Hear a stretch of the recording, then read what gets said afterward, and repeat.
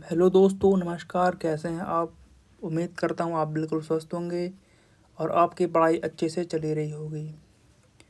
तो मैं आप लोगों के लिए यूट्यूब पर यूपीपीसीएस का प्रीवियस ईयर क्वेश्चन पेपर लेकर के आया हूँ, जो कि पिछले 10 वर्षों का प्रीवियस ईयर रहेगा। और पूरे क्वेश्चन को हम लोग सॉल्व करेंगे बिल्कुल अच्छे तरीके से, क्योंकि हम लोग देख ही रहे हैं कि आयोग द्वारा डेट प्रस्तावित कर दी गई है यूपीपीसीएस की। तो लास्ट के दिनों में सिलेबस से कहीं ज़्यादा ज़रूरी हो जाता है प्रीवियस ईयर क्वेश्चन पेपर को समझना, क्योंकि प्रीवियस ईयर क्वेश्चन पेपर को देखकर ही हम थोड़ा सा अंदाज़ा लगा सकते हैं कि किस टाइप का क्वेश्चन पूछेगा एग्जामिनर और किस तरीके का क्वेश्चन पूछ रहा है। और कभी कभी तो ऐसा होता है कि प्रीवियस ईयर क्वेश्चन डायरेक्ट उठा करके ही एग्जाम में डाल देता है ना। तो हम लोग धीरे धीरे कवर करेंगे और पर डे कवर करते रहेंगे और पिछले 10 सालों का प्रीवियस ईयर हम लोग कवर करेंगे। तो पहले हम स्टार्ट करेंगे 2023 के प्रीवियस ईयर क्वेश्चन पेपर से। ठीक है, तो बिना आपका समय बर्बाद किए मैं सीधे क्वेश्चंस पे आना चाहूँगा। तो ये आज का क्वेश्चन रहा ये। तो पहले क्वेश्चन में क्या है कि इसमें मिलान करना है।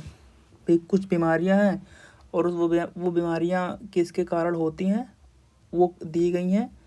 ठीक है, तो इन दोनों का मिलान करना है, कौन सा होगा ऑप्शन। तो देखिए, पहला क्या है कि पेप्टिक व्रण है ना। बेसिकली पेप्टिक व्रण एक ऐसा चीज़ है जिसमें ये पेट की बीमारियाँ होती हैं इसमें, है ना। पेट में बहुत दर्द होगा, है ना, वज़न ऑटोमेटिक कम होने लगेगा, भूख नहीं लगेगा, इस तरीके की चीज़ें होने लगती हैं, तो उसको हम पेप्टिक व्रण कहते हैं। ठीक है, तो बेसिकली जो पेप्टिक व्रण होता है वो होता है जीवाणु के कारण। ठीक, तो देख लीजिए ऑप्शन में ए का 4 से किस किस ऑप्शन में मिलान मिल रहा है। तो या तो ए होगा या तो सी होगा।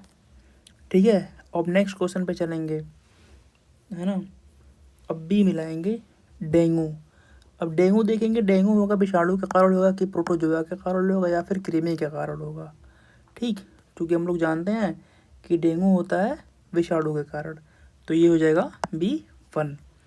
ठीक है, तो हम लोग बिना और कोई ऑप्शन चेक किए डायरेक्ट देखेंगे कि यहाँ सेकंड थर्ड वाला ऑप्शन बिल्कुल सही लग रहा है हमें, तो इसको हम लोग ट्रिक कर देंगे। ठीक, तो ये रहा हमारा ऑप्शन नंबर सी। ठीक है, उम्मीद करता हूँ आपको अच्छे से समझ में आ रहा होगा क्वेश्चन, और किसी भी तरीके का डाउट होगा तो अपना डाउट आप कमेंट सेक्शन में पिन कर दीजिएगा, मैं उस पर अच्छे से काम करने की कोशिश करूँगा। अब इसके दूसरे क्वेश्चन पे आ जाएंगे हम। दूसरा क्वेश्चन है कि पौधों में जाइलम परिवहन के लिए जिम्मेदार कौन होता है। तो जाइलम होता है ना, वो क्या करता है पौधों में, कार्य कौन सा कार्य रहता है उसका। एक जाइलम होता है, एक फ्लोएम होता है। ठीक, तो बेसिकली जाइलम का कार्य ये होता है कि जल को तनों से लेकर के पत्तियों और जड़ों तक, मतलब पूरे पौधे में संचरण करना अच्छे तरीके से, वो कार्य होता है जाइलम का। और यही अगर दूसरा क्वेश्चन पूछ दिया होता फ्लोएम, तो फ्लोएम का कार्य होता है कि जो भोजन बनता है, क्योंकि हम लोग जानते हैं कि भोजन जो है प्रकाश संश्लेषण की क्रिया के द्वारा बनता है, तो पत्तियों द्वारा भोजन पहुंचता है तनों में, जड़ों में, है ना, पूरे पौधों में। तो इसमें जाइलम पूछा गया है, तो जाइलम वाला ऑप्शन ये हो जाएगा जल। किससे बनता है, तो जाइलम जो है जल के लिए जिम्मेदार होता है। ठीक, उम्मीद करता हूँ आपको अच्छे से समझ में आ रहा होगा।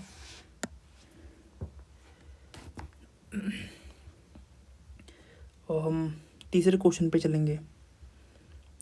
तीसरा क्वेश्चन है कि निम्नलिखित में से कौन सा हार्मोन अग्नाशय के लैंगरहैंस के आइलेट की बीटा सेल द्वारा स्त्रावित होता है ना।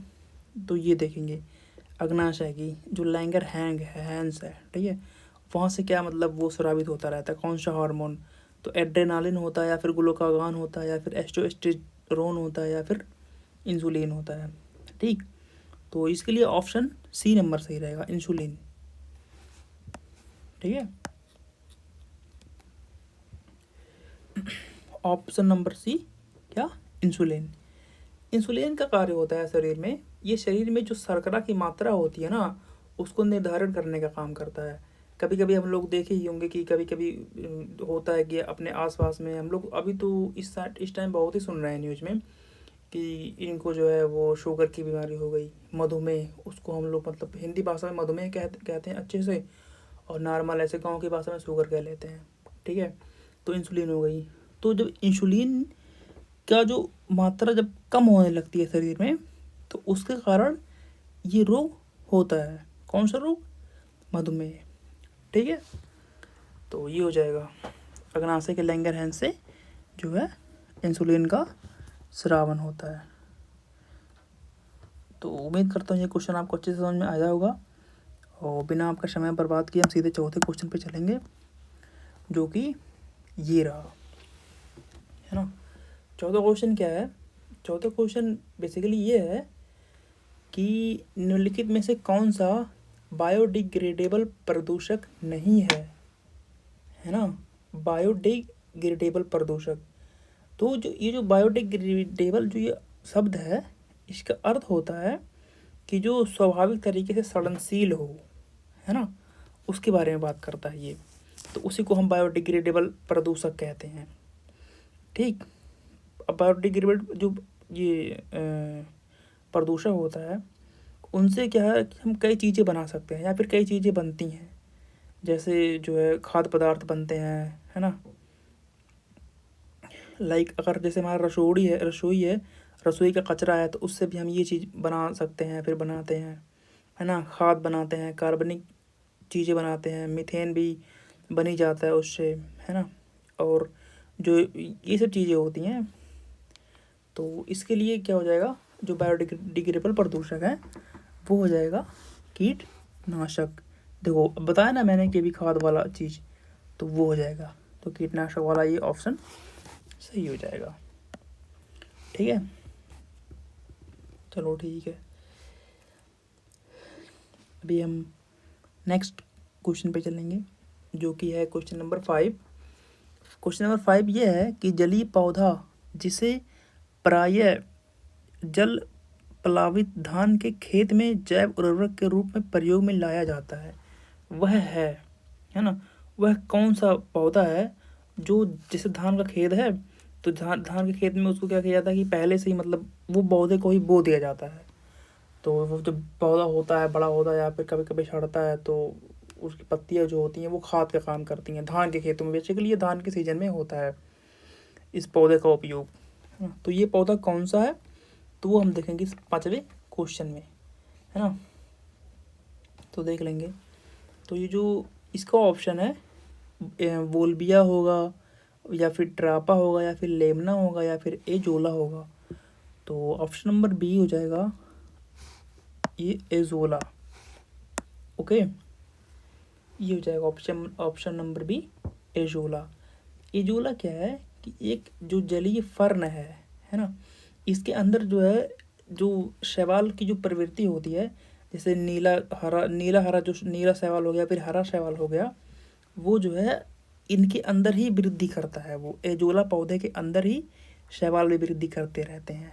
ठीक है, तो ये एजोला हो गया, इस प्रकार का पौधा है जो मतलब कि धान के खेतों में उर्वरक का कार्य भी कर सकता है।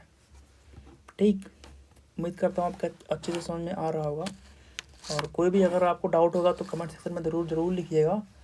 मैं और हमारी टीम उसको सही मतलब कम समय में ही उसको सॉल्व करने की कोशिश करेंगे।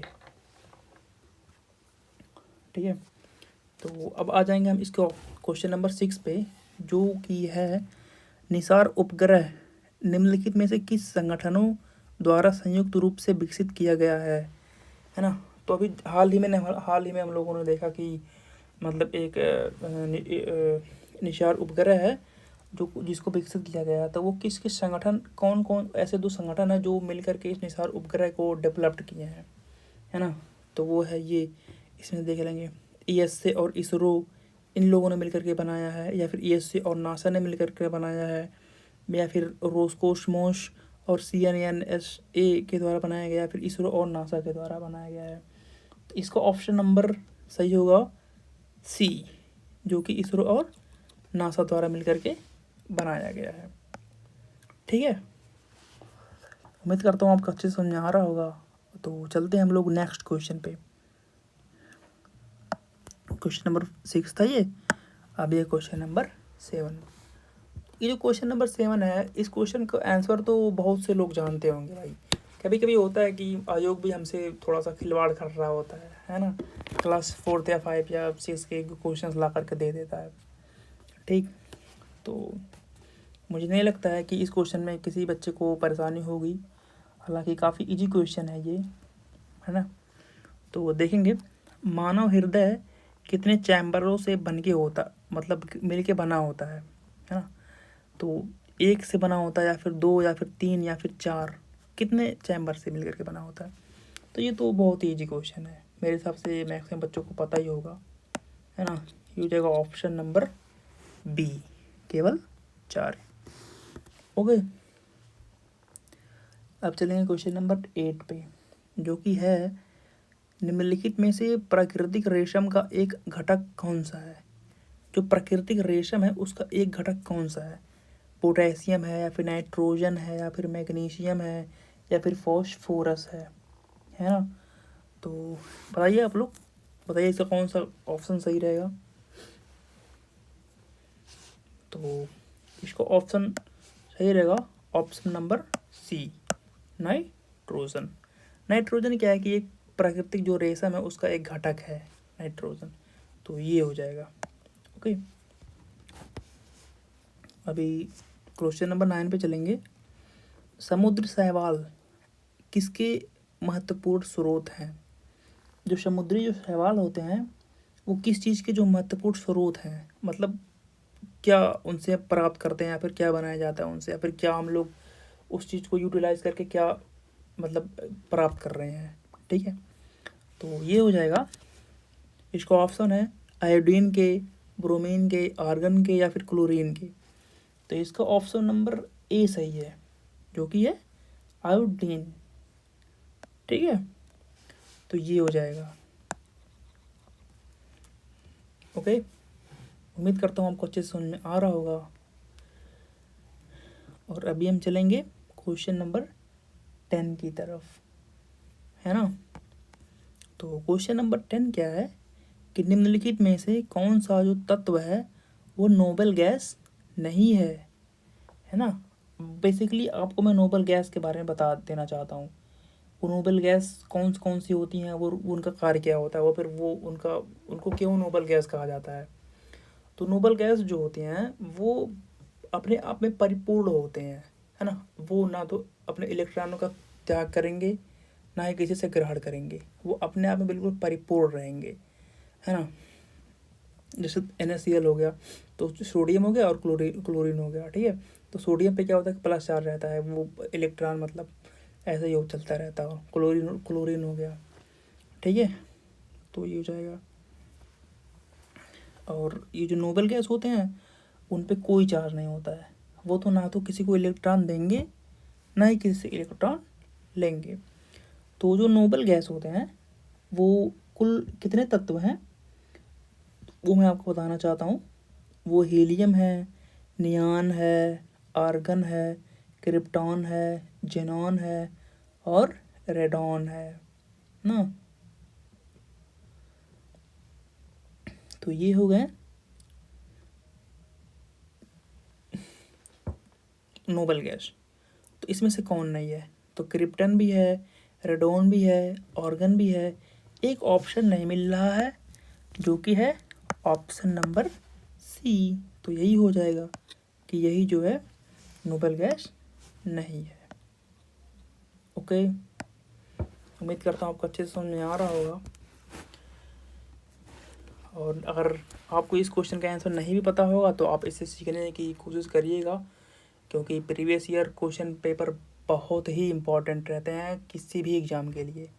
मैं कहता हूँ हर एग्ज़ाम के लिए प्रीवियस ईयर क्वेश्चन इंपॉर्टेंट रहते हैं। कोई भी एग्ज़ाम हो, दुनिया का कोई भी एग्ज़ाम हो आप देने जा रहे हैं, तो without previous year question paper करके जाएंगे तो थोड़ा सा परेशानी होगी। मैं ये नहीं कह रहा हूँ कि सिलेक्शन नहीं होगा आपका, बट यदि आप प्रीवियस ईयर क्वेश्चन पेपर कर ले रहे हैं तो आपकी तैयारी में एक अलग सा ही बूस्ट मिल जाएगा।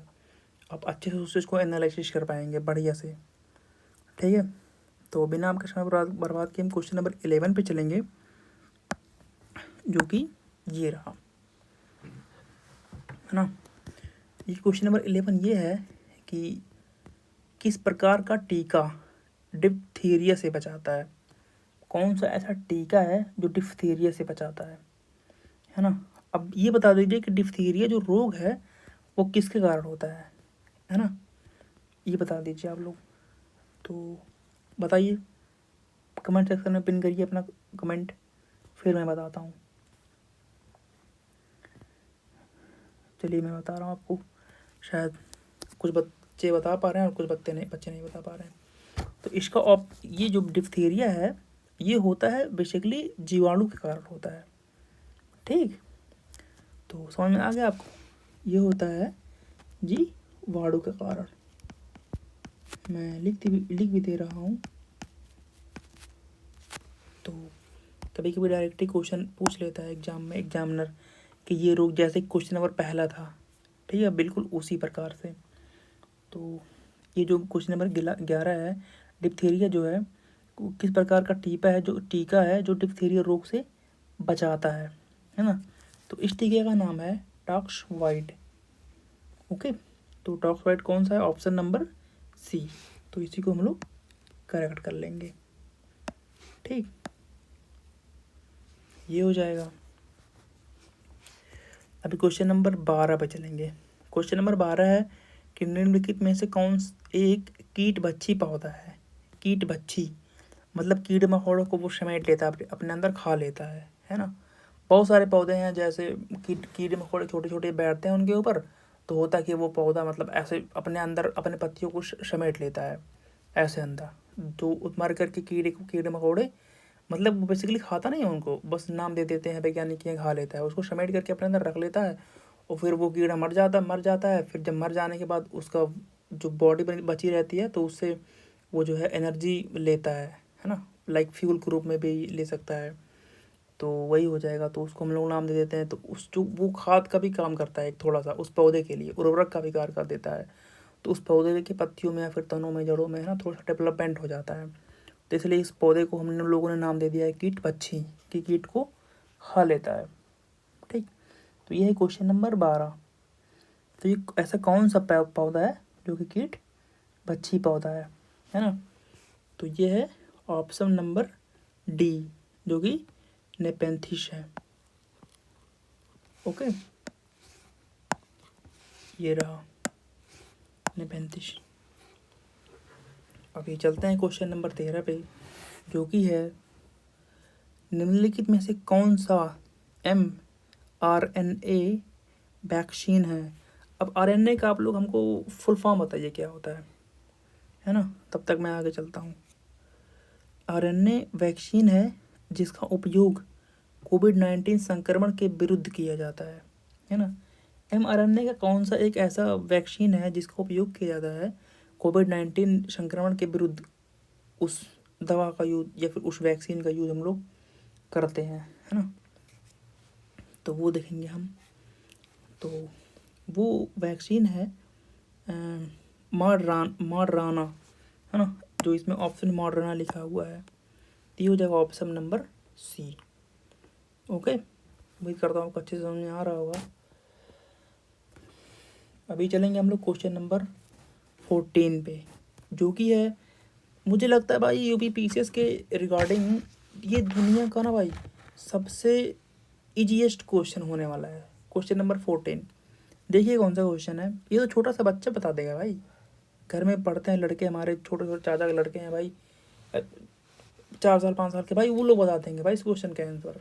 आज जो कैसा कैसा क्वेश्चन पूछ रहा है भाई। तो देखिए कौन सा क्वेश्चन है ये। निम्नलिखित में से किसे हंसी पैदा करने वाली गैस के रूप में जाना जाता है ना। कौन सी ऐसी गैस है जिसको सूंघने से हंसने लगते हैं लोग। कौन सी गैस है बताइए। पहला ऑप्शन है नाइट्रस ऑक्साइड, दूसरा ऑप्शन है क्लोरोफ्लोरोकार्बन, तीसरा ऑप्शन है कार्बन मोनोऑक्साइड, चौथा ऑप्शन है अमोनिया। बताइए कौन सा ऑप्शन है भाई। ये छोटा सा लड़का बता देगा भाई, चाचा का लड़का हमारा भाई 4 साल का, वो बता देगा भाई कौन सा ऑप्शन है बाबू, ऐसे बता देगा भैया ये तो नाइट्रस ऑक्साइड है, ऐसे करके बताएगा। बहुत ईजी क्वेश्चन है भाई ये, कैसा क्वेश्चन पूछ रहा है आयोग। तो ये हो जाएगा नाइट्रस ऑक्साइड। ओके, ये हो जाएगा भाई। आयोग को ना बिल्कुल हल्के मत ले लेना कि हाँ एक आध क्वेश्चन ऐसे डाल दिया तो भाई बहुत ही ईजी है ये यूपीपीसीएस का एग्जाम या फिर यूपीएससी का। एक आध क्वेश्चन आ जाते हैं भाई, माना एग्जाम में तो थोड़ी बहुत हो जाती है चूक, तो उसका आप हल्के में ध्यान लेकर के चलें, ये हो जाएगा। तो चलेंगे हम लोग अब नेक्स्ट क्वेश्चन पे, जो कि रहने वाला है क्वेश्चन नंबर 15। क्वेश्चन नंबर 15 क्या है,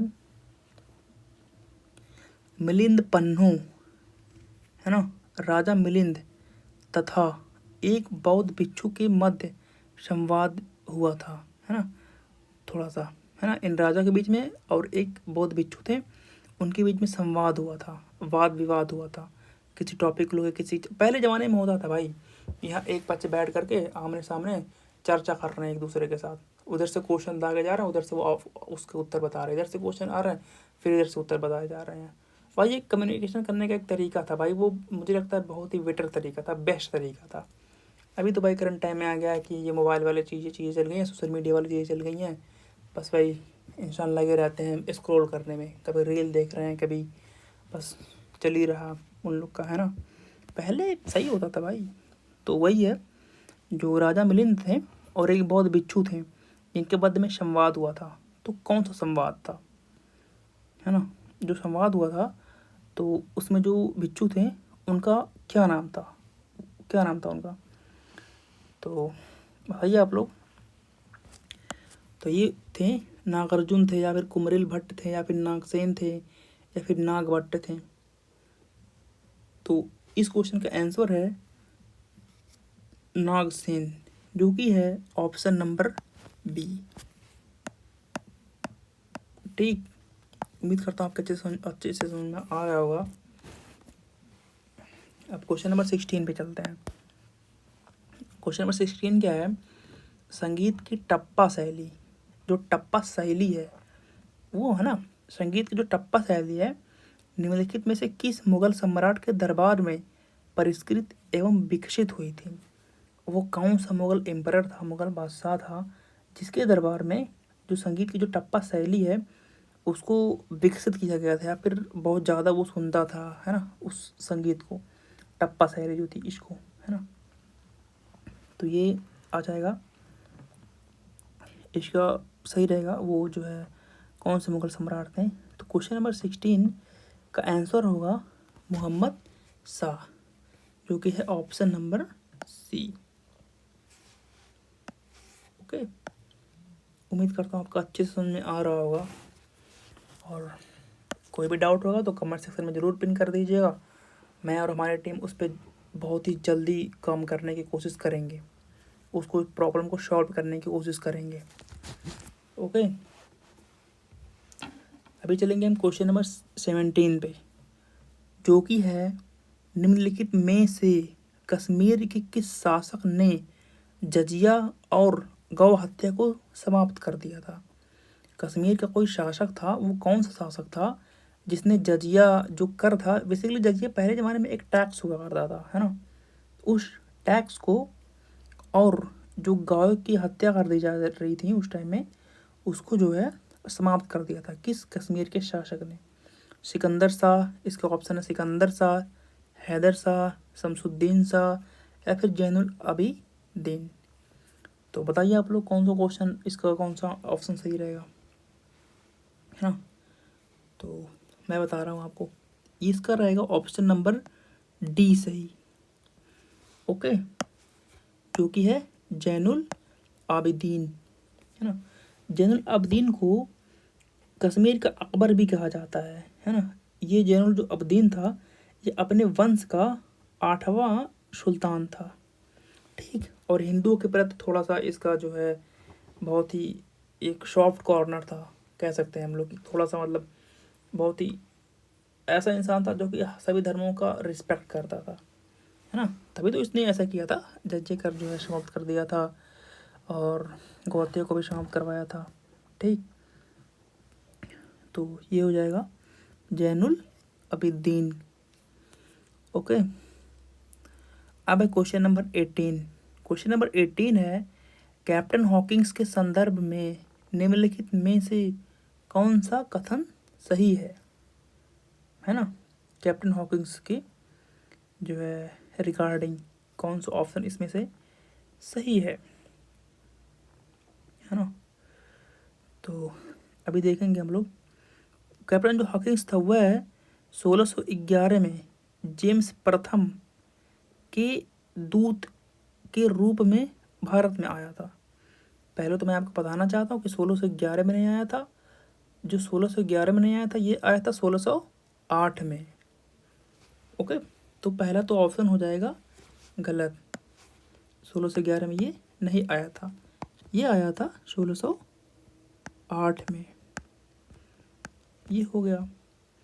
और सेकंड क्या है कि वह तुर्की भाषा का बहुत अच्छा जो है ज्ञाता था। तुर्की भाषा उसको बहुत अच्छे से आती थी, है ना, बहुत अच्छे से आती थी। तो हाँ, बिल्कुल सही बात है, तुर्की भाषा जो है उसको बहुत अच्छे से आती थी। तो ये हो जाएगा ऑप्शन नंबर, केवल क्या सही है, बस दो ही सही है ना, मतलब दूसरा ही सही है ना। तो हो जाएगा केवल दो, सिर्फ दूसरा सही है, ये हो जाएगा। ओके, तो हम लोगों ने अभी तक 18 क्वेश्चन कर चुके हैं। उम्मीद करता हूँ कि आप लोग मेरे सेशन को एंजॉय कर रहे होंगे। और इसी के साथ हम लोग चलते हैं नेक्स्ट क्वेश्चन में। 18 हो गया, अभी चलते हैं 19वें क्वेश्चन पे। तो 19वां क्वेश्चन देखिए है आपके सामने बोर्ड पे। ये है कि निम्नलिखित पेशवाओं, जो पेशवा थे, है ना, पेशवाओं के शासनकाल पर विचार करना है। ठीक, उन्हें काल क्रमानुसार व्यवस्थित करना है कि पहले कौन से पेशवा आए थे, फिर उनके बाद कौन से पेशवा आए थे, फिर उनके बाद कौन से पेशवा आए थे। ओके, तो पहला है बालाजी विश्वनाथ। अब बालाजी विश्वनाथ पहले आए थे, या फिर बाजीराव प्रथम पहले आए थे, या फिर नारायण राव पहले आए थे, या फिर माधव राव पहले आए थे। ठीक, तो बताइए इसका कौन सा ऑप्शन सही रहेगा आपके हिसाब से, है ना।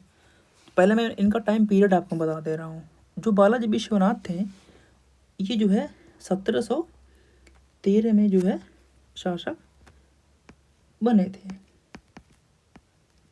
1713 में, ये हो गया। और जो बाजीराव प्रथम थे वो 1720 में बने थे। और जो नारायण राव थे वो 1772 में जो है गद्दी संभाला था इन्होंने, शासक बने थे। और जो माधव राव प्रथम थे वो 1761 में बने थे। तो आप देख लीजिए इसके अनुसार कौन सा ऑप्शन सही रहेगा, है ना। पहले तो बालाजी विश्वनाथ आए थे, जो कि ऑप्शन नंबर ए लग रहा, सी लग रहा और डी लग रहा है। फिर इसके बाद ऑप्शन नंबर बी, जो कि बाजीराव प्रथम आए थे, जिनका शासनकाल स्टार्ट हुआ था 1720 से, जो कि ऑप्शन नंबर ए भी सही है और ऑप्शन नंबर सी भी सही है। तो अब ऑप्शन नंबर 4 पे जाएंगे, नारायण राव और माधव राव फर्स्ट में। इनमें देखेंगे कि किस पेशवा का जो है शासनकाल था वो पहले था। तो जो नारायण राव का शासनकाल था वो 1772 में था, है ना। ये लगभग 1 साल तक शासन किए, 1772 से लेकर के 1773 तक, बस 1 साल का इनका शासनकाल रहा था। तो पहले तो यही आ जाएंगे, है ना, 4th वाले। फिर नारायण राव का शासनकाल बहुत लेट स्टार्ट हुआ था इन चारों पेशवाओं के रिगार्डिंग। तो ये हो जाएगा ऑप्शन नंबर फर्स्ट, फिर सेकंड, फिर 4th, फिर 3। तो ये है ऑप्शन नंबर ए, जो कि राइट आंसर है।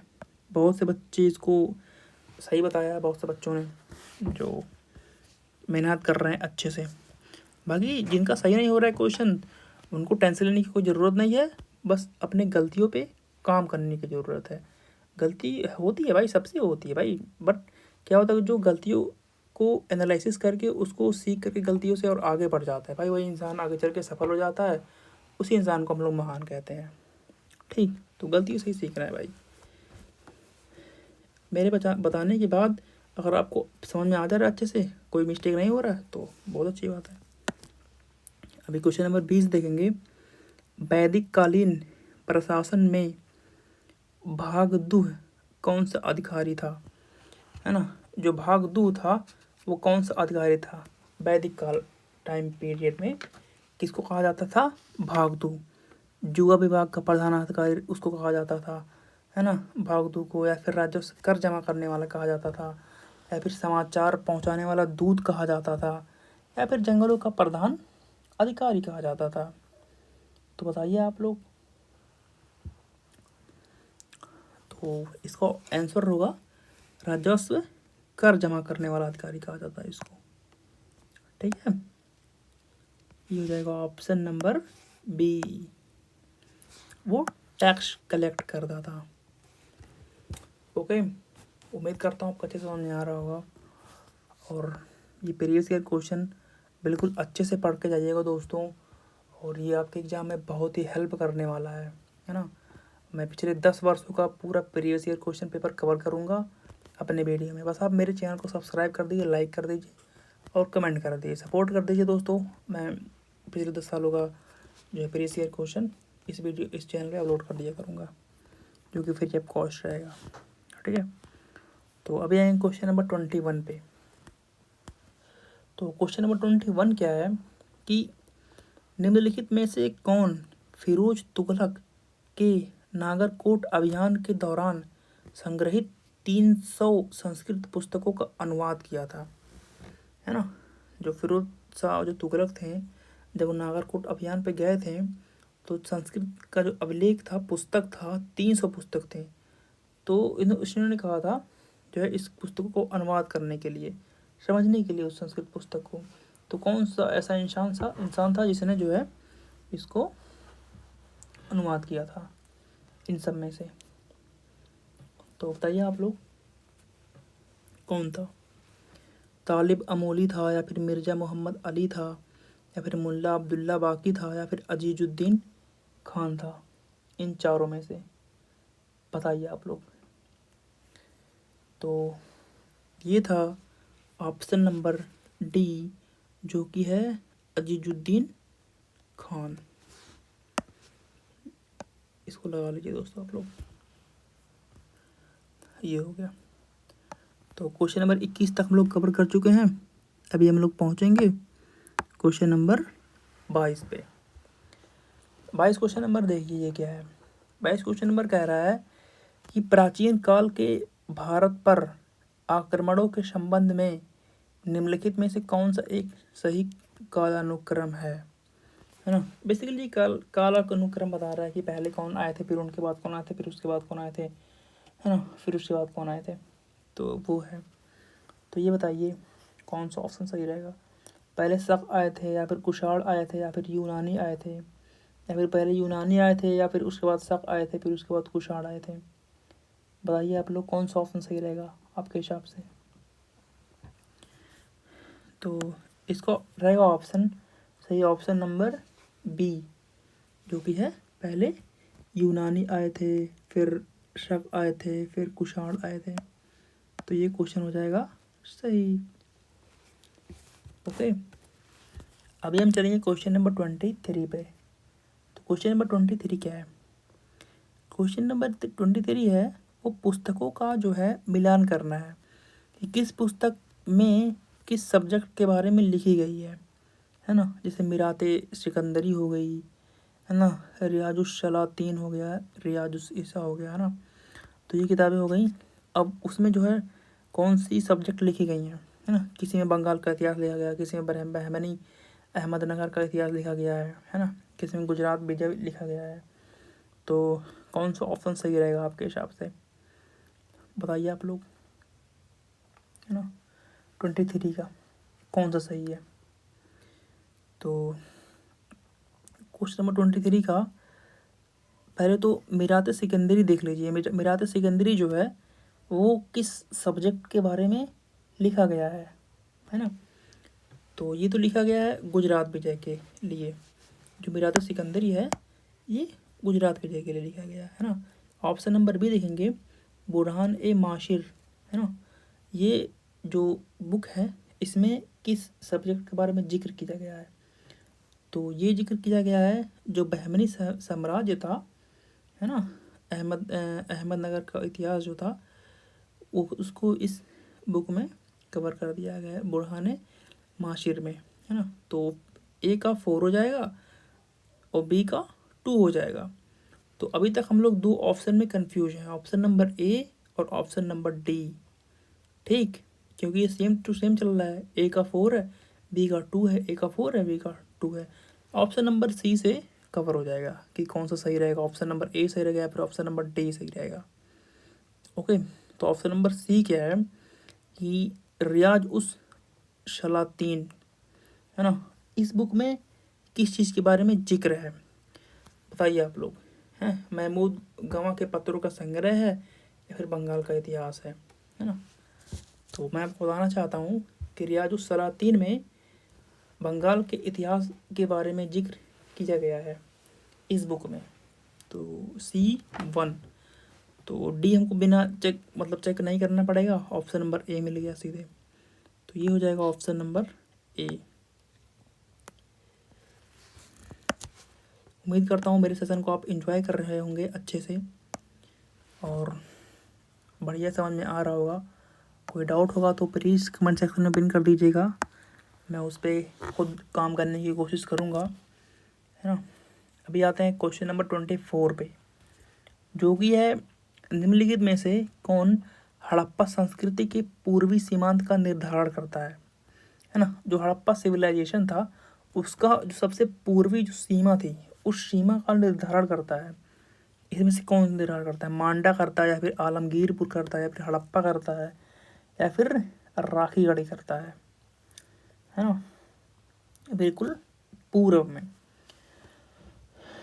तो पूर्व में निर्धारित करता है जो हड़प्पा सिविलाइजेशन है वो करता है आलमगीरपुर। ओके, ये हो जाएगा आलमगीरपुर, जो कि है ऑप्शन नंबर सी, है ना। अब बताइए आप लोग, आलमगीरपुर किस स्टेट में है, इंडिया में कहाँ मतलब है, ये किस स्टेट में है, बिल्कुल पूर्व में, बताइए। चलिए मैं बताता हूँ आपको, आलमगीरपुर जो है वो उत्तर प्रदेश में है ना।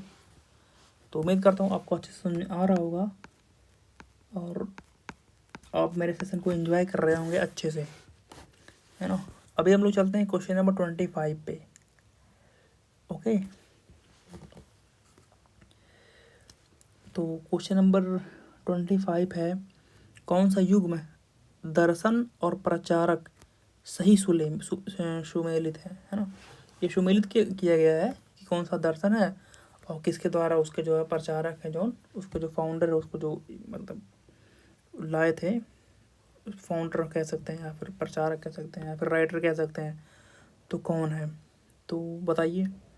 वैशेषिका का पतंजलि है क्या न्याय के गौतम है, क्या मीमांसा के कनद है या फिर उत्तर मीमांसा के कपिल है, बताइए इसमें से कौन सा ऑप्शन सही है 25 का, है ना। तो पहले तो मैं आपको बताना चाहता हूँ, जो वैशेषिका थी, जो उसके जो रियल वो थे फाउंडर, वो थे उलूद कड़ाद मुनि, है ना, कड़ाद मुनि थे, है ना। ओके, और जो न्याय है, न्याय के थे कौन थे, बताइए आप लोग। न्याय के गौतम ही थे भाई, तो ये बिल्कुल सही है ना। और उत्तर जो मीमांसा है, उत्तर मीमांसा के कपिल थे क्या, नहीं भाई, जो उत्तर मीमांसन है इसके जो राइटर थे, इसको जो फाउंडर थे, इसको जो प्रचारक थे, वो थे बादरायण। ओके, हम लोग ऑप्शन को भी कवर करते हुए चल रहे हैं कि क्या पता भाई नेक्स्ट एग्जाम में यही सही क्वेश्चन उठा करके सीधे आपके एग्जाम में पूछ ले, तो थोड़ी सी हेल्प हो जाएगी बच्चों की, इसलिए थोड़ा सा एक्सप्लेनेशन करके भी सॉल्व करते हुए चल रहे हैं। अब मीमांसा का देखेंगे, मीमांसा के जो फाउंडर थे, राइटर थे, वो कौन थे, तो ये तो नहीं थे भाई, मीमांसा के थे जैमिनी, है ना।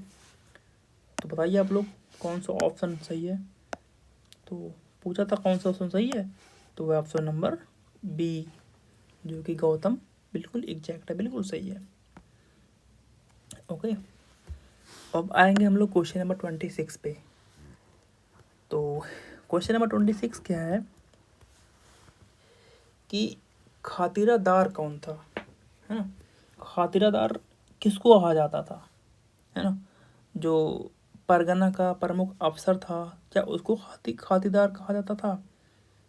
क्या शाही महल का प्रधान संरक्षक उसको कहा जाता था?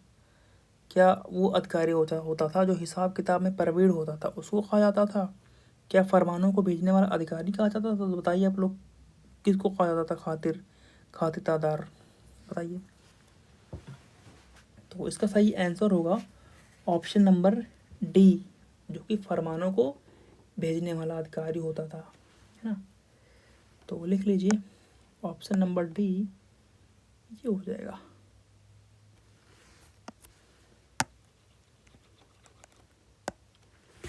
ओके, उम्मीद करता हूँ आपको अच्छे समझ में आ रहा होगा और मेरे सेशन को आप एंजॉय कर रहे होंगे बिल्कुल अच्छे तरीके से, है ना। 26 हो गया था, अब हम लोग चलेंगे क्वेश्चन नंबर 27 पर, जो कि क्या है। तो क्वेश्चन नंबर 27 क्या है कि पूछ रहा है कि इन कथनों में से कौन सा कथन सही है ना। तो पहला कथन क्या कह रहा है कि विष्णु पुराण से मौर्य वंश की जानकारी मिलती है, क्या यह सही है? और सेकंड कह रहा है वायु पुराण गुप्त वंश की शासन व्यवस्था पर प्रकाश डालता है। बताइए आप लोग, अपने कमेंट बॉक्स में पिन करिए, बताइए कौन सा सही है।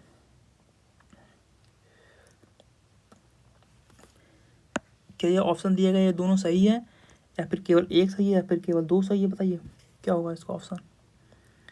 तो इसका ऑप्शन ये है कि विष्णु पुराण से मौर्य वंश की जानकारी मिलती है, बिल्कुल सही बात है। वायु पुराण से गुप्त वंश की जानकारी मिलती है, शासन की व्यवस्था मिलती है, बिल्कुल सही बात है। तो ये हो जाएगा ऑप्शन नंबर डी, जो कि है दोनों, मेन दोनों के दोनों जो कथन कहे गए हैं वो सही है। अभी हम लोग क्वेश्चन नंबर 28 पे चलेंगे। थोड़ा सा मिस्टेक हो गया था प्रिंट कराने में। तो क्वेश्चन नंबर 28 क्या है कि इनमें से कौन सही सुमेलित है ना। सुमेलित किया गया है, तो इसमें से ये पूछ रहा है कि कौन सा सही है, और कई ऑप्शन इसमें गलत हैं, तो कौन सा सही है इसमें, ये पूछ रहा है। ओके, अरे सॉरी, पढ़ने में थोड़ी सी गलती हो गई यार। पूछ रहा है कौन सा सुमेलित सही नहीं है, सुमेलित नहीं है कौन, ये पूछ रहा है। तो स्टार्ट करिए, ऑप्शन से देखना स्टार्ट करिए। पहला ऑप्शन है इल्तुतमिश। तो इल्तुतमिश कौन था? क्या रजिया का पिता था? तो हिस्ट्री हम लोग जानेंगे कि हाँ बिल्कुल ये सही बात है, तो ये तो सही है ना। एक है गुलबदन बेगम, ये कौन थी? तो बाबर की पुत्री थी क्या? बिल्कुल सही बात है, ये भी सही बात है। और हमीदा बानो बेगम, ये कौन थी? बताइए आप लोग, क्या अलाउद्दीन खिलजी की पत्नी थी? नहीं, जो हमीदा बानो बेगम थी ये हुमायूं की दूसरी पत्नी थी, है ना, और अकबर की माता थी। ओके, तो ये हो गया, हो जाएगा। इनको जो हुमायूं था उनको मरियम भी कहा करता था, मतलब पुकारा करता था, उनको बुलाया करता था, अपने शब्दों में मरियम कहता था, फेमस थी इस नाम से इसलिए कहा गया है ना। तो ये तो गलत हो गया भाई, ये तो जो है हुमायूं की दूसरी पत्नी थी। लिख लीजिए, मैं लिख दे रहा हूँ यहाँ पे।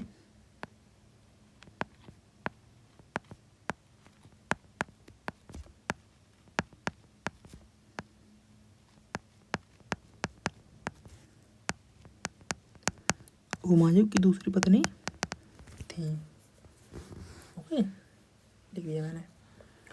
अभी है फोर्थ ऑप्शन शाह तुर्कन। शाह तुर्कन कौन थी? तो शाह तुर्कन थी इल्तुतमिश की पत्नी, मतलब रजिया की मम्मी, रजिया सुल्तान की। ओके, तो जी हाँ बिल्कुल सही है। तो इसमें से कौन सा ऑप्शन जो है सही नहीं है, तो ऑप्शन नंबर सी पूछा था, मतलब कौन सा ऑप्शन सही नहीं है, तो ये हो जाएगा ऑप्शन नंबर सी, यही जो है सही नहीं है। ओके, अभी हम चलेंगे क्वेश्चन नंबर 29 में। तो क्वेश्चन नंबर 29 कह रहा है, जो चरक संहिता है ना, चरक संहिता कितने अध्यायों और खंडों में विभाजित है, कितने अध्याय में विभाजित है, हमें ये बताइए। तो ये तो 120 अध्याय में विभाजित है, ये तो सब जानते हैं, तो इसको तो चेक ही नहीं करना पड़ेगा भाई कि कितने खंड है। खंड पर मतलब अगर आपको सिर्फ ये पता है कि कितने अध्याय में चरक संहिता को विभाजित किया गया है, तो 120 है भाई, ऑप्शन में कोई है ही नहीं, 60 है, 120 है, 80 है, 100 है, तो डायरेक्टली क्वेश्चन नंबर 20 बी सही हो जाएगा, ऑप्शन नंबर बी है ना। 120 अध्याय है और 8 खंड है चरक संहिता में। ओके, उम्मीद करता हूँ आपको अच्छे से समझ आया होगा और मेरे सेशन को आप अच्छे से एंजॉय करते होंगे, कर रहे होंगे। ओके, तो अभी आते हैं हम क्वेश्चन नंबर 30 में, जो कि ये है कि मिलान करना है कि जो पुरातात्विक स्थल थे पहले ज़माने में, पुरातात्विक के जो स्थान थे पहले ज़माने में, उनको क्या कहा जाता था और इस समय में उसको क्या कहा जाता है, किस नाम से संबोधन किया जाता है, उसको किस नाम से पुकारा जाता है। ओके, उस पुरातत्व स्थल को तो देख लीजिए, मिलान करना है। एक निवाशा है, एक ईशमपुर है, एक डिडवाना है, एक गुड़ियम गुफा है ना। ये पुरातात्विक स्थल है और करंट टाइम में किस जगह पे ये है, वो है, बताइए आप लोग। तो बताइए, मैं बता रहा हूँ आपको। ऑप्शन नंबर जो ए है, ये जो निवाशा है ना, कहाँ पे है, बेसिकली ये है महाराष्ट्र में, तो ऑप्शन नंबर सी हो जाएगा। अभी मिलाइए ऑप्शन कौन सा सही है, ए का 3, तो ये तो हाँ, ये तो गलत हो जाएगा, ऑप्शन नंबर ए गलत है। अब बी सी डी में देखना है कि कौन सा सही है। अब हम ईशमपुर को चेक करेंगे। ओके, ईशमपुर कहाँ है, तो बेसिकली ये है कर्नाटक में, तो कर्नाटक कहाँ है, ऑप्शन नंबर 4 ये हो जाएगा। अब बी का 4 देख लीजिए, बी का 4 इसमें बी का 2 है, तो ये भी गलत हो जाएगा, और ऑप्शन नंबर बी। अब ऑप्शन नंबर सी और ऑप्शन नंबर डी में चेक करेंगे, जो कि है डिडवाना। तो डिडवाना किस स्थान पे है इस करंट टाइम में, है ना। तो डिडवाना तमिलनाडु में है या फिर राजस्थान में है, कहाँ पे है बताइए आप लोग। तो डिडवाना है राजस्थान में और गुड़ियम गुफा है तमिलनाडु में, तो डिडवाना राजस्थान में है, सी का 1 होगा, जो कि ऑप्शन नंबर सी बिल्कुल करेक्ट हो जाएगा भाई। ओके, उम्मीद करता हूँ आपको बिल्कुल अच्छे से समझ में आ रहा होगा मेरा सेशन, है ना। अभी हम बिना आपका समय बर्बाद किए सीधे क्वेश्चन नंबर 31 पे चलेंगे, जो कि है कि इस निम्नलिखित में से कौन महिला स्वतंत्रता सेनानी थी जो भारत छोड़ो आंदोलन से संबंधित नहीं थी, इनमें से कौन थी, तो बताइए आप लोग। मातंगिनी हाजरा थी, क्या अरोड़ा आशरफ अली थी, या कनकलता बरुआ थी, या फिर शांति घोष थी, इनमें से कौन थी, बताइए आप लोग। हाँ, कौन जो है नहीं थी, आपको बताना है कौन नहीं थी।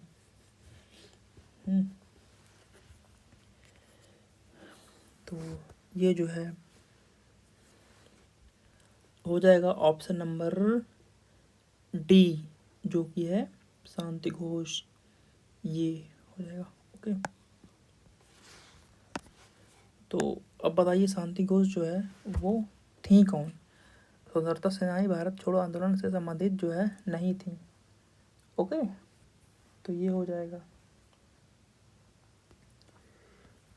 अभी हम लोग क्वेश्चन नंबर 32 पे चलते हैं। 32 क्वेश्चन नंबर 32 क्या है कि 1857 में बरेली उत्तर प्रदेश में क्रांति का नेता कौन था? बरेली से जो है सेना का जो नेतृत्व कौन कर रहा था 1857 के क्रांति में? नाना साहब थे, या फिर हजरत महल थी, या फिर खान बहादुर खान थे, या फिर कुंवर सिंह थे? बताइए आप लोग कौन थे जो कि उत्तर प्रदेश के क्रांति के जो है नेता थे? बताइए आप लोग कौन थे इसमें से? तो ये हो जाएंगे ऑप्शन नंबर बी, खान बहादुर खान। ओके, उम्मीद करता हूँ आपको बिल्कुल अच्छे से समझ में आ रहा होगा, है ना। और जो नाना साहब थे ये कहाँ से नेतृत्व कर रहे थे? खान बहादुर खान तो बरेली से कर रहे थे नेतृत्व। जो नाना साहब थे वो कहाँ से कर रहे थे? तो वो जो नाना साहब थे वो नेतृत्व कर रहे थे कानपुर से, है ना। तो इसको लिख लीजिए, मैं लिख दे रहा हूँ यहाँ पे, ये कानपुर से नेतृत्व कर रहे थे, सेना का नेतृत्व कर रहे थे 1857 की जो क्रांति हुई थी वहाँ पे। एक है हजरत महल, है ना। तो हजरत महल कहाँ से नेतृत्व कर रही थी? तो ये कर रहे थे नेतृत्व लखनऊ से। ओके, एक है कुंवर सिंह, थर्ड ऑप्शन है। तो कुंवर सिंह थे, ये कहाँ से कर रहे थे नेतृत्व? तो बेसिकली ये कर रहे थे नेतृत्व बिहार से। ओके, अभी ऑप्शन में क्या बचा है वो देख लेते हैं। थोड़ा सा आपको और बता देते हैं एक्स्ट्रा, ताकि आपका क्वेश्चन ना फंसे एग्जाम में, है ना। अभी झांसी का देख लेंगे, आप झांसी का लिख लीजिए। झांसी से तो कौन नहीं जानता है भाई, रानी लक्ष्मीबाई।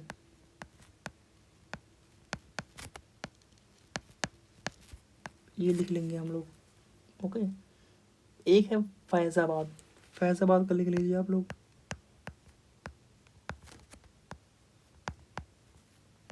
फैजाबाद से कौन नेतृत्व कर रहे थे? तो वो थे मौलवी अहमद उल्ला। मौलवी अहमद उल्ला, ये हो जाएगा ठीक। कानपुर से तो हो ही गए नाना साहब, है ना। झांसी से तो हो ही गई, बरेली से भी हो गए खान बहादुर खान, जो कि ऑप्शन क्वेश्चन यही था। बचा है इलाहाबाद, इलाहाबाद का लिख लीजिए एक आप। इलाहाबाद से कौन नेतृत्व कर रहा था? तो इलाहाबाद से नेतृत्व कर रहे थे लियाकत अली।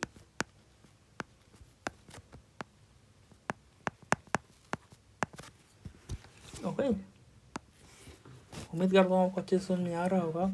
और आप अपना डाउट अगर कोई बताना चाहते हैं सजेशन, तो कमेंट बॉक्स में पिन कर सकते हैं। ओके, अभी अब चलते हैं हम लोग क्वेश्चन नंबर 33 पर। जो क्वेश्चन नंबर 33 क्या है अभी देखेंगे। हाँ, जो इसमें से जो विद्रोह हुआ था, है ना, जो आंदोलन हुआ था, इसमें से कौन से जो आंदोलन सबसे अंतिम में आंदोलन हुआ था, उस आंदोलन को बताना है इसमें, है ना। तो वो है मोपला विद्रोह, क्या ये लास्ट में हुआ था? इन चारों के रिगार्डिंग, है ना। या फिर खिलाफत आंदोलन हुआ था लास्ट में, या फिर होम रूल आंदोलन लास्ट में हुआ था, या फिर जलियांवाला बाग हत्याकांड ये लास्ट में हुआ था? बताइए आप लोग। तो जो मोपला विद्रोह हुआ था वो हुआ था 1921 में, है ना। और खिलाफत आंदोलन हुआ था 1919 में। ओके, और जो होम रूल हुआ था वो हुआ था 1916 में, और जलियांवाला बाग हत्याकांड हुआ था 1919 में। तो ऑप्शन नंबर बी और ऑप्शन नंबर डी जो है बिल्कुल सेम है, लेकिन पूछा है लास्ट, तो ये तो मोपला विद्रोह हो जाएगा, ऑप्शन नंबर ए।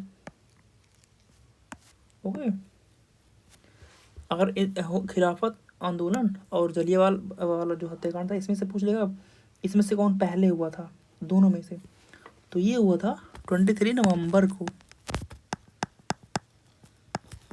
जो खिलाफत आंदोलन हुआ था वो 23 नवंबर का हुआ था, और जलियांवाला हत्याकांड हुआ था 13 अप्रैल 1919 को, है ना।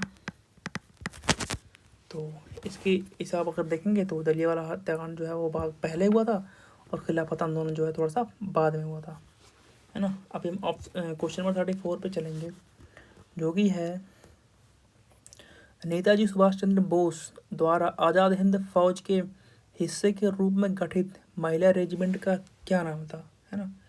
आज़ाद जो है नेताजी सुभाष चंद्र जो बोस थे, वो कौन सी महिला रेजिमेंट का जो है स्थापना उन्होंने किया था, उसको एस्टेब्लिश किया था, उसको फाउंड किया था, या फिर उसके फाउंडर थे नेताजी सुभाष चंद्र बोस। ओके, तो बताइए आप लोग, है ना। वीरांगना रेजिमेंट था, या फिर रानी भवानी रेजिमेंट था, या फिर भारत माता रेजिमेंट था, या फिर रानी झांसी रेजिमेंट था, कौन सा रेजिमेंट था बताइए। तो ये है ऑप्शन नंबर बी, जो कि है रानी झांसी रेजिमेंट। ओके, उम्मीद कर रहा हूँ आपको अच्छे से समझ में आ रहा होगा। और अभी हम लोग चलेंगे क्वेश्चन नंबर 35 पे, जो कि है E.V. रामस्वामी नायकर के संदर्भ में निम्नलिखित कथनों में से कौन सा सही है या फिर कौन सा गलत है। तो कथन क्या कह रहा है, कथन कह रहा है उन्होंने असहयोग आंदोलन में हिस्सा लिया, है ना। और दूसरा कथन क्या कह रहा है, उन्होंने 1925 में कांग्रेस को छोड़ दिया था। तो ये बताइए कौन सा इसमें से सही है ना। बताइए आप लोग कौन सा सही है इसमें से। क्या 1925 में कांग्रेस से जो है उन्होंने छोड़ दिया था कांग्रेस को, क्या ये सही है, आपको चूज करना है। या फिर उन्होंने असहयोग आंदोलन में हिस्सा लिया था, बताइए कौन सा सही है। तो ये जो है इसका आंसर रहेगा, इसमें से दोनों सही है, 1 और 2 दोनों सही है ना। ऑप्शन नंबर 1 भी सही है, जो कथन कहा गया है, और कथन जो 2 है वो भी सही है ना। अभी चलेंगे हम लोग क्वेश्चन नंबर 36 में। क्वेश्चन नंबर 36 क्या कह रहा है, 1918 के संयुक्त प्रांत किसान जो सभा का गठन था निम्नलिखित में से किस नेता ने किया था, है ना। जो 1918 में संयुक्त प्रांत किसान सभा का गठन किया था किसी नेता ने, तो वो किस नेता ने किया था बताइए आप लोग। क्वेश्चन नंबर 36 बताइए। स्वामी सहजानंद सरस्वती ने किया था, या फिर बाबा रामचंद्र ने किया था, या फिर इंद्र नारायण द्विवेदी ने किया था, या फिर पंडित जवाहरलाल नेहरू ने किया था। क्वेश्चन नंबर 36 का ऑप्शन बताइए आप लोग कौन सा सही रहेगा। तो ये किसने किया था, ये किया था option number C, Indra Narayan Dwivedi ji ने किया था। क्या किया था, संयुक्त प्रांत किसान सभा का गठन किया था। और इनके एक दोस्त थे, वो भी इन्हीं के साथ में काम किए थे। वो कौन थे, कौन कौन दोस्त थे, एक तो थे गौरी शंकर मिश्रा थे, गौरी शंकर मिश्रा, एक तो ये हो जाएंगे गौरी शंकर मिश्रा, है ना। एक जो है सहयोग था किनका, वो था मदन मोहन मालवीय जी का, है ना। मदन मोहन मालवीय जी का सपोर्ट था। इंद्र नारायण द्विवेदी जो थे, ये थे जो है संयुक्त प्रांत किसान सभा का गठन किया था, जिसमें सपोर्ट था गौरीशंकर मिश्रा जी का भी था और मदन मोहन मालवीय जी का भी था। ओके, ये था हमारा क्वेश्चन नंबर 36। अब हम क्वेश्चन नंबर 37 पे चलेंगे, जो कि है ना, निम्नलिखित में से किस अधिनियम द्वारा 120 सदस्यों वाले चैम्बर ऑफ प्रिंसेस की व्यवस्था की गई थी। चैम्बर ऑफ प्रिंसेस की व्यवस्था की गई थी, बताइए आप लोग किस अधिनियम के द्वारा, है ना। 1919 के अधिनियम के द्वारा, या फिर 1793 के अधिनियम के द्वारा, या फिर 1909 के अधिनियम के द्वारा, या फिर 1853 किस अधिनियम के द्वारा, बताइए आप लोग। तो इसका सही रहेगा, चैम्बर ऑफ प्रिंसेस की स्थापना की गई थी 1919 का अधिनियम, जो कि इसमें है ऑप्शन नंबर ए। ओके, ये हो गया। अब हम क्वेश्चन नंबर 38 पे चलेंगे। तो क्वेश्चन नंबर 38 क्या है कि निम्नलिखित में से कौन सा संगठन दिल्ली में वायसराय लॉर्ड हार्डिंग पर बम फेंकने के लिए उत्तरदायी था? कौन सा संगठन था, बताइए, जो उस टाइम दिल्ली में जो वायसराय थे लॉर्ड हार्डिंग थे, उन पर बम फेंकने के लिए उत्तरदायी था? बताइए आप लोग। अनुशीलन समिति थी, या फिर अखिल भारतीय मजदूर संघ था, या फिर युगांतर समूह समिति था, या फिर यूनाइटेड पेट्रियाटिक संघ था? बताइए आप लोग। तो ये था अनुशीलन समिति, जो कि ऑप्शन नंबर ए। ओके, उम्मीद करता हूँ आप मेरे सेशन को एंजॉय कर रहे होंगे और आपको बिल्कुल अच्छे से समझ में आ रही होंगी चीज़ें। अगर किसी भी प्रकार का डाउट है तो आप कमेंट सेक्शन में पिन कर दीजिए, मैं उस पर तुरंत रिस्पॉन्स करने का काम करूँगा, तुरंत रिस्पॉन्ड करूँगा। ओके, अभी क्वेश्चन नंबर 39 देख लीजिए।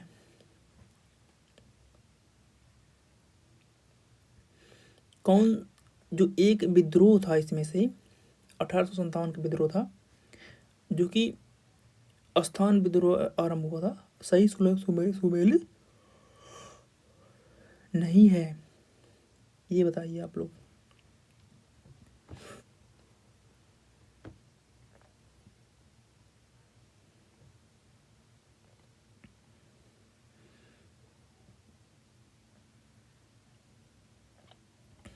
सही सुमेलित नहीं है, तो देख लीजिए।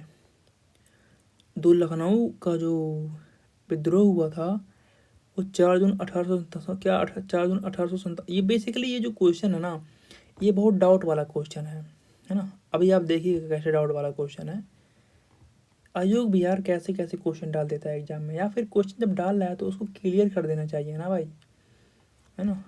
तो अभी देखिए क्या है कि जो लखनऊ का विद्रोह स्टार्ट हुआ था वो 4 जून को नहीं हुआ था, वो हुआ था 30 मई को, है ना, 30 मई को। इस हिसाब से कहेंगे हम कि ऑप्शन नंबर ए गलत है, तो ऑप्शन नंबर बी पे भी आप चल जाइए, थोड़ा सा वो भी देख लीजिए उसका क्या सही लिखा गया है। तो ये है 11 मई, जो कि बिल्कुल गलत है। तो झांसी में कब स्टार्ट हुआ था, वो हुआ था 5 जून को। अब बताइए, अब तीसरा तो बिल्कुल सही है, चौथा भी बिल्कुल सही है। अब हो जाएगा बहुत बड़ा कंफ्यूजन कि कौन सा सही होगा इसमें से, या फिर कौन सा गलत होगा, जबकि दोनों गलत है ना। तो इसमें क्या होता है कि आयोग ने क्या माना है, दोनों में से किसको सही माना है, किसको गलत माना है। तो आयोग ने ऑप्शन नंबर ए को जो है वो गलत माना है ना, लेकिन जो ऑप्शन नंबर बी है उसको सही माना है, जो कि 11 मई है उसको सही माना है ना। तो वही पूछा गया था कौन सा सुमेलित सही नहीं है ना। तो आयोग ने माना है कि जो है ये 4 जून वाला मैटर बिल्कुल सही है, और झांसी वाला है उसी को माना है। तो ये हो जाएगा ऑप्शन नंबर बी। चलो ठीक है, अभी हम चलेंगे क्वेश्चन नंबर 40 में। बहुत ही जो है विवादित क्वेश्चन है यार आयोग को भी थोड़ा सा देखना चाहिए भाई कि छोटी मोटी मतलब छोटी मोटी वैसे छोटा जॉब कोई भी जॉब नहीं होता, सभी जॉब अपने आप में बहुत ही अच्छे मतलब जॉब होते हैं, अपने आप में सभी जॉब सही होते हैं भाई।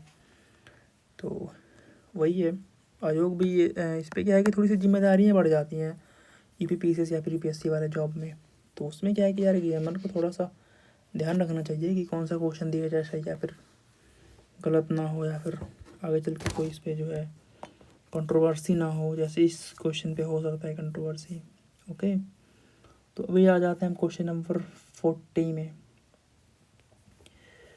तो देखिए ये क्या है, क्वेश्चन नंबर 40 क्या कह रहा है, यानी कि जो कथन दिया गया है ना, जो अभी कथन ए है ये क्या है, ये कह रहा है कि राष्ट्रपति संसद का भाग है, और कारण कह रहा है कि क्यों भाग है उसका, अब कारण देख लीजिए। संसद के दोनों सदनों द्वारा पारित विधेयक राष्ट्रपति के सहमति के बिना कानून नहीं बन सकता, है ना, ये कह रहा है। अब बताइए इसमें से कौन सा सही है या फिर कौन सा गलत है, आप बताइए। ओके, तो बताइए क्वेश्चन नंबर 14 में कौन सा सही है फिर कौन सा गलत है।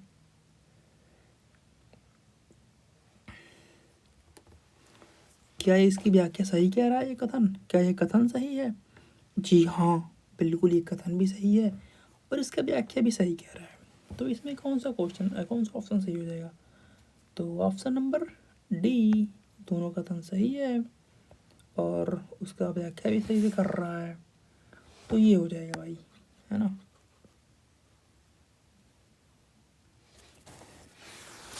अभी चलेंगे हम क्वेश्चन नंबर 41 पर, है ना, जो कि है 40 नंबर 1। ये क्या है कि नीचे उच्चतम न्यायालय को मौलिक अधिकारों के हनन रोकने के लिए रिट जारी करने की शक्ति के संबंध में 2 कथन दिए गए हैं। इन कथनों के बारे में पढ़ करके आपको बताना है कि कौन सा इसका ऑप्शन बिल्कुल सूटेबल रहेगा, कौन सा इसका ऑप्शन जो है सही रहेगा। तो बताइए आप लोग कौन सा इसका ऑप्शन सही रहेगा, बताइए। पहला है, उच्चतम न्यायालय को यह शक्ति प्रदत्त है कि वह बंदी प्रत्यक्षीकरण, परमादेश, प्रतिषेध अधिकार, पिच और उत्प्रेषण रिट, जो भी मूल अधिकारों को लागू करने के लिए समुचित हो उस रिट का उपयोग कर सकती है। और दूसरा क्या है, संसद को अधिकार है कि वह कानून बनाकर किसी अन्य न्यायालय को अपनी आधिकारिक स्थानीय सीमाओं के भीतर उच्चतम न्यायालय की दी गई इन शक्तियों का प्रयोग कर सकता है। तो बताइए 2 कथन दिए गए हैं, इसमें से बताना है कौन सा कथन सही है। तो बताइए आप लोग कौन सा कथन सही है। क्वेश्चन नंबर 41 है, बताइए आप लोग कौन सा क्वेश्चन नंबर सही है इसका।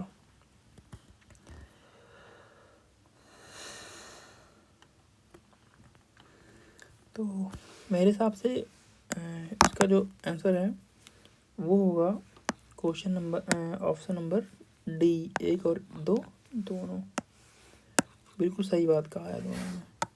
क्वेश्चन 41 था ये, 42 पे चलेंगे हम। ओके, 42 देख लीजिए। कुछ आर्टिकल्स दिए गए हैं, वो आर्टिकल किस आयोग से रिलेटेड है वो दी गई है इसमें जानकारी, तो वो आप देख लीजिए। तो आर्टिकल 324, जो आर्टिकल 324 है ये किसके बारे में बताया गया है? बेसिकली ये बताया गया है निर्वाचन आयोग के बारे में, है ना। तो भाई डायरेक्टली क्वेश्चन नंबर ए का 4 होगा, तो ए का 4 हम लोग देख लेंगे ऑप्शन में। इसके आगे कोई ऑप्शन देखने की ज़रूरत नहीं है भाई, क्योंकि ए का 4 है, ए का 3 है, 1 है, 3 है। तो कभी कभी होता है ना, जैसे कि तुक्का लगाने वाले लोग होते हैं एग्जाम में, थोड़ा बहुत एक आध 2 क्वेश्चन में देखेंगे कि हाँ यार ए का 3 भी है, ए का 3 भी है, तो मे भी इन्हीं दोनों में से कोई सही होगा। बी का 2 भी है, बी का 2 भी है, इन्हीं सही है। लेकिन भाई एग्जामिनर भाई वो तुमसे 20% ज़्यादा सोचता है भाई, 20 नहीं भाई 200%, 20 तो मैंने कहीं बोल दिया यार, 200% ज़्यादा सोचता है। तुम कितने भी वो दिमाग लगा लो भाई, वो तुमसे स्ट्रांग रहेगा ही रहेगा। तो इसलिए देखो खेल गया एग्जामिनर, लगाते रहो तुक्का, ले लो सिलेक्शन, खत्म है कहानी, है ना। तो ये हो जाएगा ऑप्शन नंबर ए। ओके, ये था क्वेश्चन नंबर 42। अभी चलेंगे हम क्वेश्चन नंबर 43 के बारे में, अरे सॉरी, हाँ 43 के बारे में चलेंगे, है ना। तो क्वेश्चन नंबर 43 क्या कह रहा है कि भारत के महान्यायवादी के संदर्भ में जो कथन दी गई है उसमें बताइए कि कौन सा सही है या फिर कौन सा गलत है ना। तो उस कथन क्या कहा गया है कि महान्यायवादी के पद पर ऐसे व्यक्ति की नियुक्ति होगी जो कि उच्चतम न्यायालय का न्यायाधीश नियुक्ति होने के लिए अर्हित हो, है ना। या फिर महान्यायवादी को उस उनके पद से उसी प्रक्रिया से हटाया जा सकता है जैसे कि उच्चतम न्यायालय के न्यायाधीशों को हटाया जाता है। तो बताइए क्वेश्चन नंबर 43 में कौन सा ऑप्शन नंबर सही है 43 का। तो भाई दूसरा तो मेरे को देख लीजिए क्या है। दूसरा तो भाई मेरे को गलत लग रहा है, पहला ही सही लग रहा है। तो इसका ऑप्शन सही हो जाएगा डी, 43 का डी। ओके, उम्मीद करता हूँ आपको अच्छे समझ में आया होगा। ये हो जाएगा डी। अब हम 44 क्वेश्चन 44 को देखेंगे।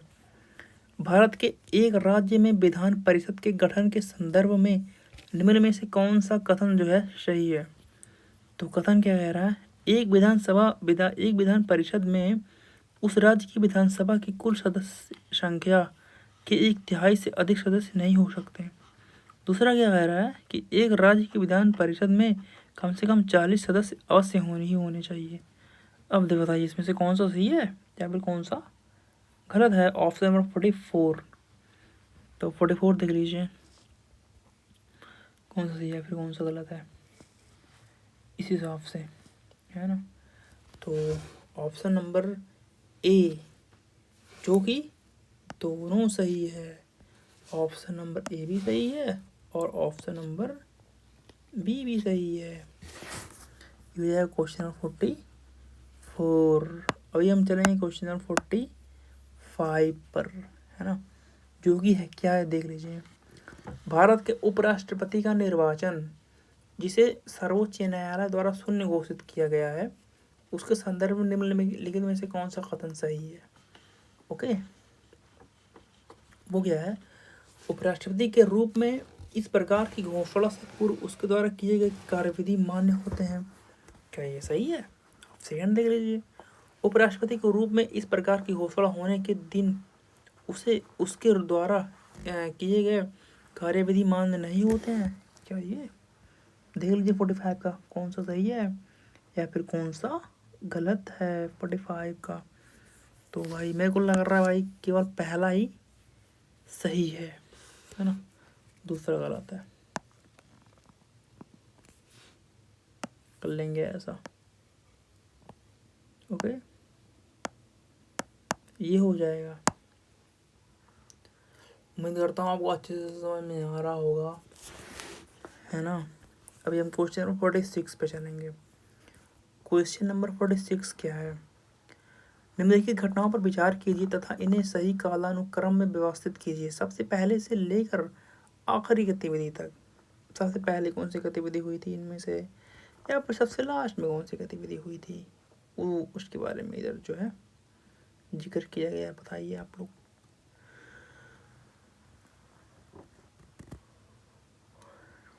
कब हुआ था, है ना, बताइए। तो सबसे पहले हुआ था, मेरे को लगता है संविधान सभा की बैठक हुई थी, उसका प्रारूप समिति की नियुक्ति हुई थी, उसके बाद हुई थी भारतीय संविधान को अंगीकृत और अधिनियमित किया गया था, है ना। उसके बाद भारतीय संविधान की प्रवेश होने की तिथि आई थी। तो ये हो जाएगा ऑप्शन नंबर ए, जो कि यही सही है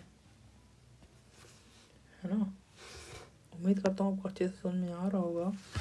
और बिना आपका समय बर्बाद किए हम नेक्स्ट क्वेश्चन पे चलेंगे, जो कि है क्वेश्चन नंबर 47। 47 क्या है, पंचायती राज पर अशोक मेहता समिति प्रतिवेदन 1977 की प्रमुख सिफारिशों के संदर्भ में निम्नलिखित कथनों में से कौन सा सही है।